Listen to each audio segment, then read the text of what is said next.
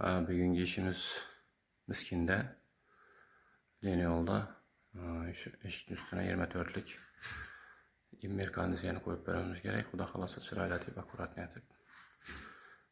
Bugun 31 may. Hozir xudo xolasa ishimiz endi boshlaymiz. Eshikdan chiqqan. Şuradan chiqsa, latokka qilib borib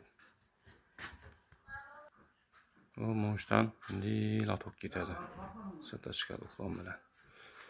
Konditsioner. Instrumentlar tayyor xudo xolasa. Payat etib toza turibgina 4 metr turibki, o'zini turibgina qo'shib beramiz. So'ng tushirib beramiz bitib bo'lgandan keyin.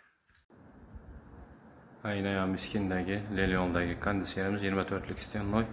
Pullarni asıp chiroylatib, hech yerini bulaştırmay, aboylarni cho'tkab, yine remontuna hech qanday ziyon yetmadi. Довольныйmisan, Nurik? Zo'r bo'ldimi? Endi tip chiqardik, yine bu yerni suv olib beradi. İçinde qat ketadi, yine akkuratni plombarib uzoqdan yubordik. Yine rip ketdi. Endi ishga chiqamiz.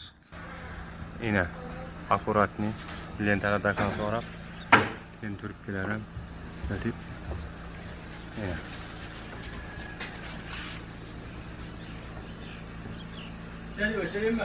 az qistamman video olib turibman, ishlab turibdi.